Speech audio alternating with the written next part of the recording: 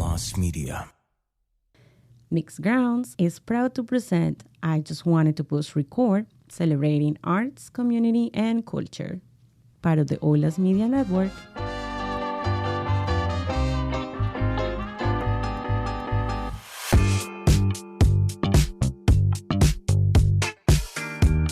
Welcome to I Just Wanted to Push Record, a producer's podcast, where lifestyle, arts, community, culture, and production meet.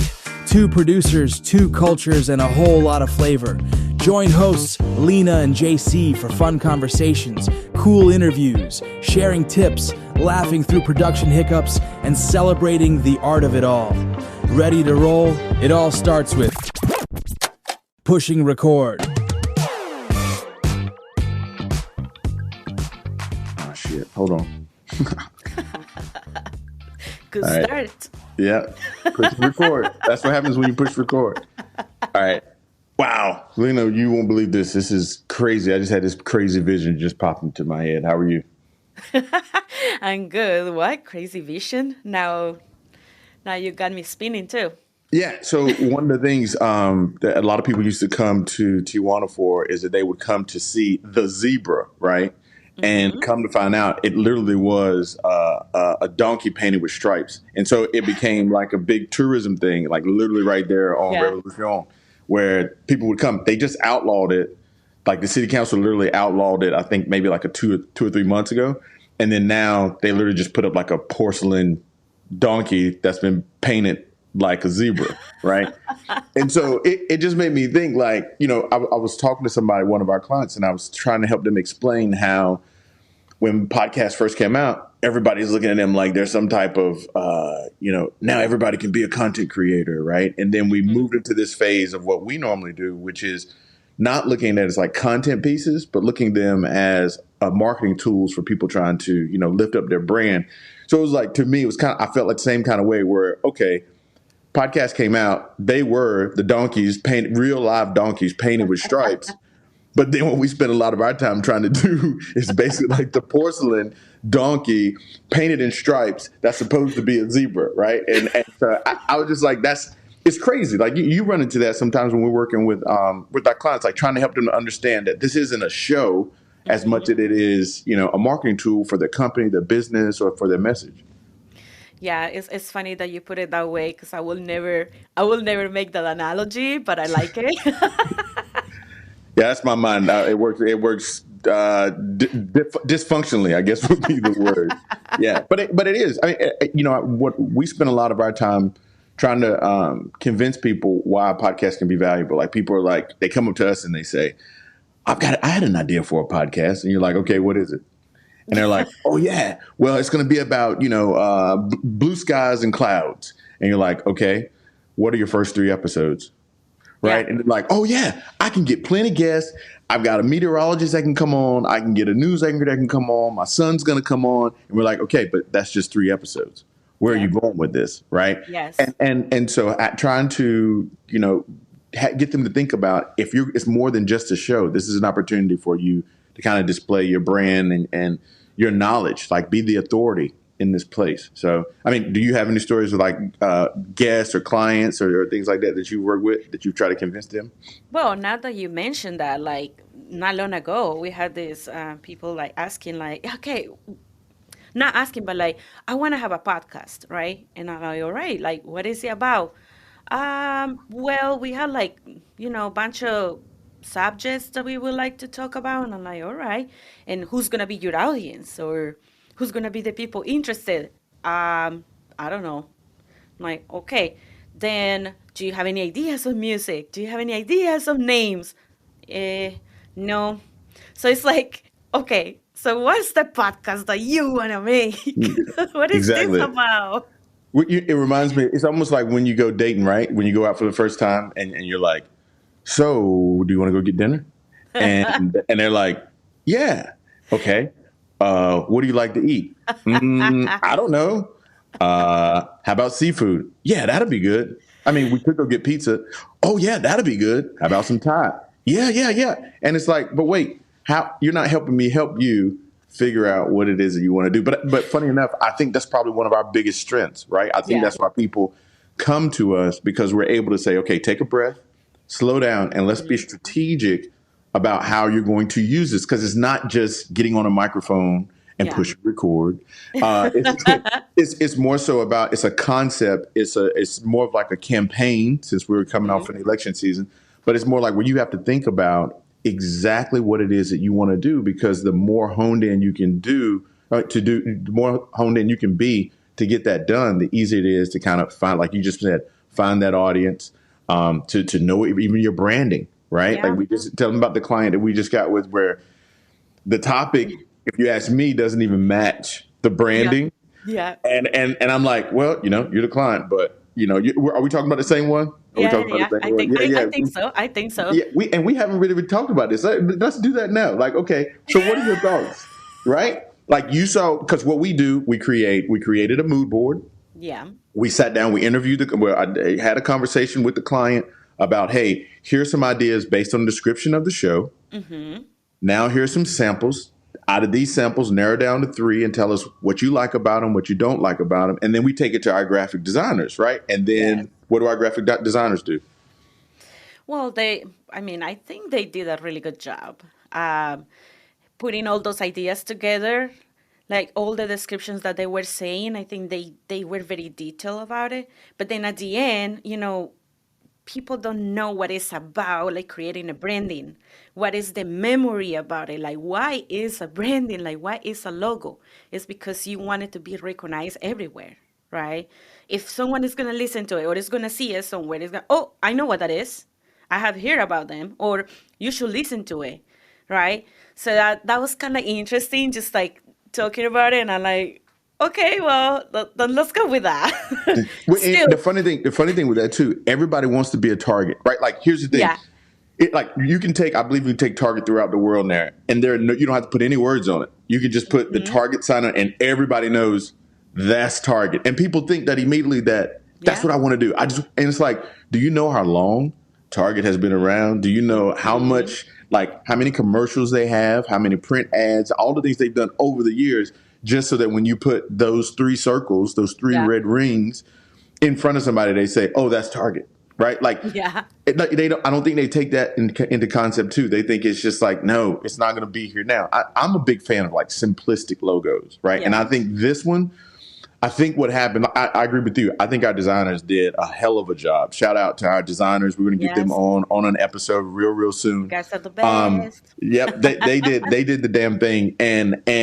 But when you bring it back to them, it seems like for me, the client never chooses the one that I think is the best, right? They either choose the one that I'm like, yeah, or just like, nah, I didn't do that. But on this one, what did you think? What were your initial thoughts when you saw? Because we took them 3, right? Didn't we took 3 to them back to them the first time? We Is that gave right? them 4 options at the 4. beginning. Okay. Yeah. And of the 4, like I probably had like 2 favorites that I was like, wow, this is the one, because it tells you about the podcast. It tells you about like the people that is gonna talk in the podcast, and it tells you about the culture, like everything they wanted to show in it. And then when they decided for one, I was like, oh yeah, I was not expecting that one. And then later they wanted with another typography, and I was like, no, like, and that's when I had to jump in at the end and like, well, if you want my honest opinion, Right. this is Right. what I will do. So Yeah. yeah, No, and I think that's the best approach. I mean, here's the thing. It's almost like, I hate to refer to our clients as like little kids, but it's kind of like yeah, you have to help them to learn how to play, right?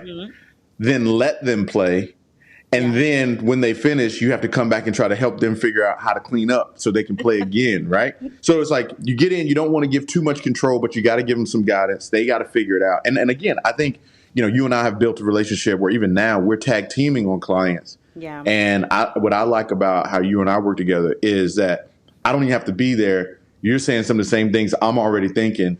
That's on the backside, right? And then that extends to like the next phase that we go through, which is like music beds, right? And so we're like grooming the clients as they come to us to say, okay, let's start with the identity. And I always say, well, we got to name this baby, right? Like, yeah, what's this baby's name?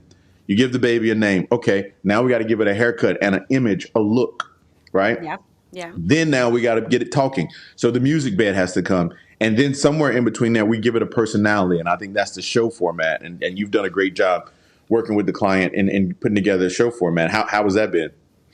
Well, yeah, it was actually very good. I wasn't expecting that was actually going to be that smooth, and it was. I know some clients they get too much in their heads when it becomes to like the first recording or even like the second, the third one, the fourth one. I don't know. They get too much thinking and they start blanking out or they start thinking too much or having like million of questions that we had to. Before you get too deep, for our audience, for people who Yeah. don't know, what is a show format? Tell them what is a show format. Oh yeah, definitely. Well, I'm not the best one describing things, as you guys can listen, because JC always had the best way to explain. But You're fine. You're fine. but a show format is basically a laid out. What we do normally is in a document that you can put how many minutes you want to allocate for segments or for introductions or for thanking the audience or for promotions, like anything you want to put in that show. So it's just organizing and laying down every single step and allocating time with it. So like that you are more organized, you're not jumping around and you're not repeating things all the time. And that helps also to have an instructor for how you want your show to look, and be heard by your audience. So does No, that see, I make think you sense? did. That's perfect. That's perfect. Yeah, yeah, it is. It is. I simply say it's usually an outline for how the show is going to go, right? Like you said, it's the total running time, right? So if it's 45 minutes, we need to decide, okay, how long the intro is going to be, how Yeah. long the segue to the guest is going to be, how long is the guest interview going to be? Is there going to be a wrap up? Are you going to do a cold open or an opening monologue, like those type of things? Yep. Because again, our experience is that when we get in there and we push record with the guests, if we don't give them that guidance, they're just like, What am I supposed to say here? exactly.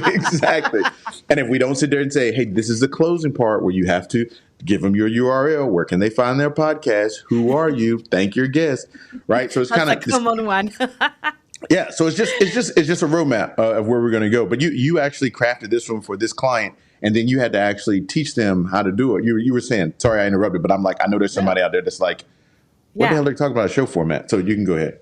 No, yeah, it was great. As I was mentioning, like they get too much in their head. So that helped us out to put all the questions they wanted to talk about and be more on track of the time.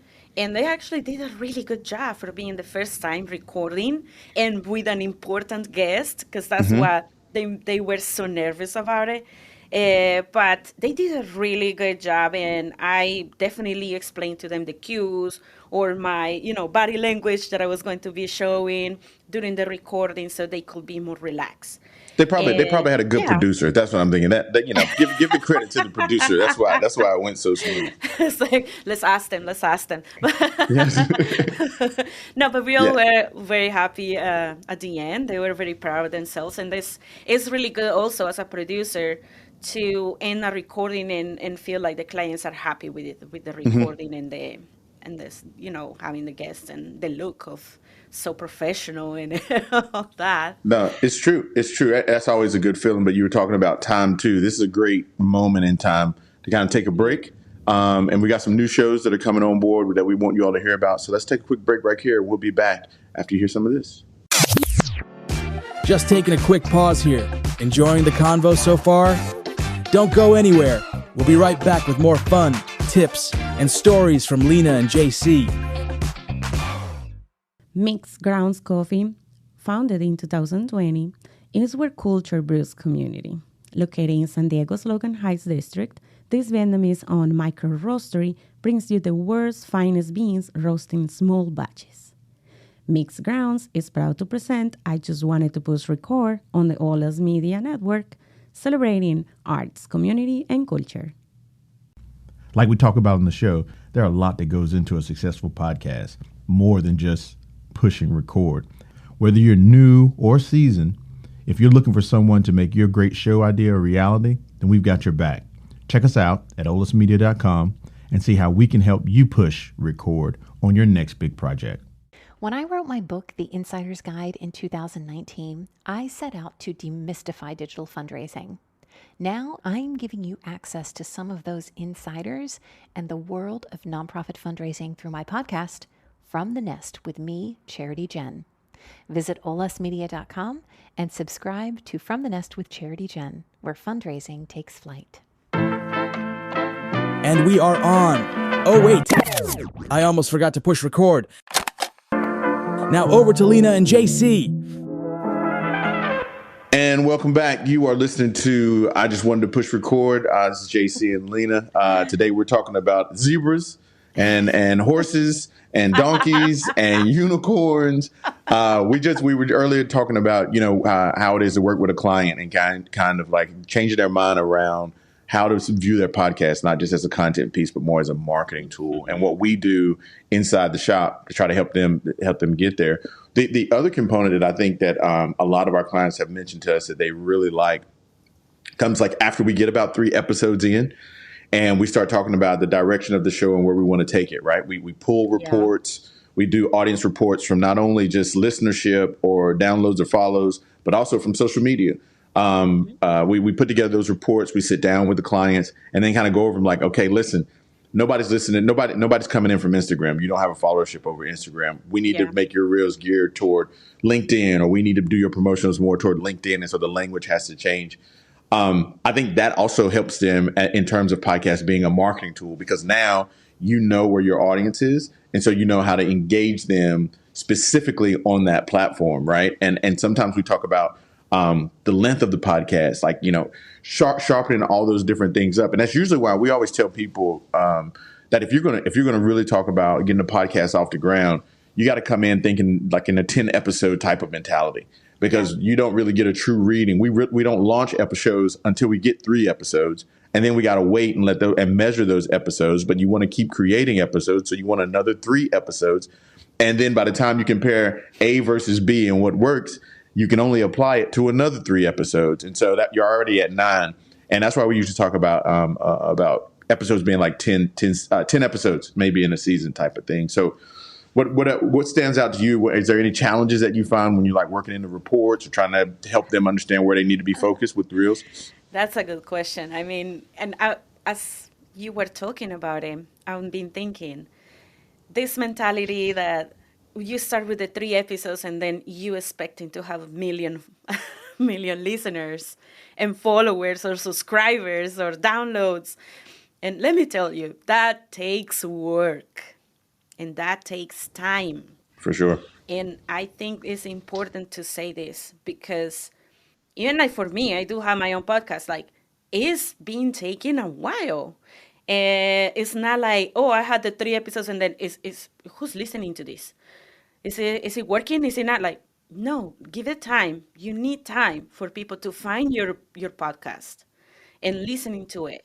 So, yes, I have come with all those challenges because definitely some of the shows that we have launched and they had the 3 episodes and then we keep like with the production, the clients expect to have like a lot of followers, a lot of subscribers, a lot of listenership, and it's like, no, you let us guide you, but you need time. You need to be patient. You need to work on it too. And then the promotion and everything goes like, it's like holding hands. If you have an episode, then what is next? Okay, I need to promote it in the social media, like you mentioned. I need to put it on my platforms. Some of them, they don't even have a social media platform.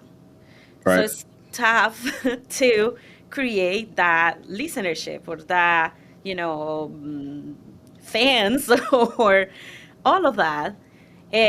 So yeah, it's a challenge, but in all us, definitely we take pride of what we do, and we like to definitely help in promoting your shows. Yeah. No, I think you're exactly right. I think, I try to go back and take my head out of it sometimes and think that, if I was launching my own show, it's just me, right? Mm-hmm. How many of these things I probably wouldn't even think about, right? Everybody just thinks that it's pushing record. Yes. And then, hey, I got an episode.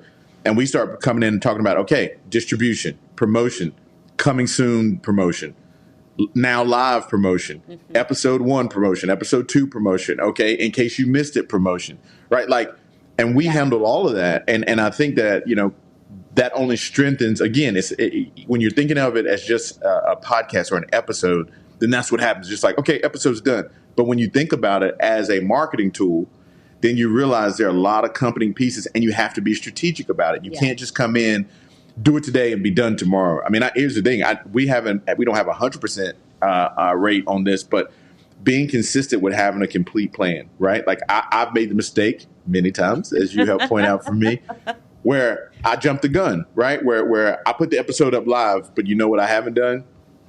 We haven't got all the graphics. The reel hasn't been scheduled.